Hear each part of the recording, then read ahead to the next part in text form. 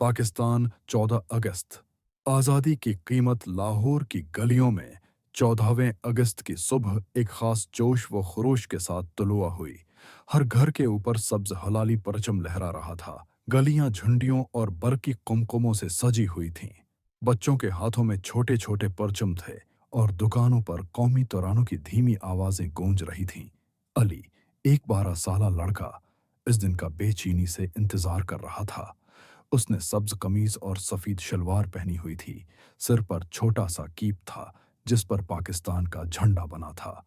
लेकिन इस साल की 14 अगस्त उसके लिए मुख्तलिफ थी, क्योंकि उसने तय किया था कि वो उस दिन का असल मतलब समझेगा।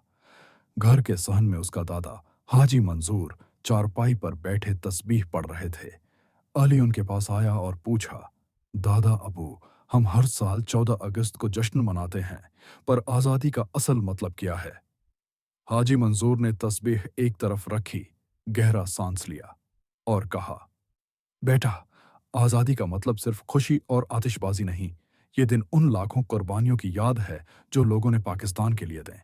मैं उस वक्त सिर्फ 10 साल का था जब हमने अपना घर छोड़ा और इस तरफ हिजरत की। रास्ते में लोग शहीद हो रहे थे, औरतें और बच्चे भूखे प्यासे चल रहे थे, मगर सबके दिल में एक ही ख्वाब था, आज़ाद पाकिस्तान। अली ने हैरत से पूछा, क्या आप भी जख्मी हुए थे? दादा अबू की आंखों में नमी आ गई। हाँ बेटा, मेरे बड़े भाई ने अपनी जान दी ताकि हम इस सरजमीन पर आ सकें। शाम होने को थी। गली के निकड़ पर झंडा किशाई की तकरीब शुरू होने वाली थी। सब बच्चे, बड़े और बुजुर्ग वहां जमा हो गए। अली को झंडा किशाई का मौका दिया गया। उसने झंडे की रस्सी खींची, सब्ज हिलाली परचम आसमान में लहराने लगा और कौमी तराना बुलंद हुआ। इस लम्हे अली ने दादा अबू की तरफ देखा। वो आंखों में आंसू लिए मगर फख्र भरी मुस्कुराहट के साथ खड़े थे। अली के दिल में एक अजीब सी कैफियत पैदा हुई। वो समझ गया था कि आज़ादी सिर्फ एक दिन का जश्न नहीं, बल्कि एक जिम्मेदारी है। इस कुर्बानी को कभी न भूलने की जिम्मेदारी।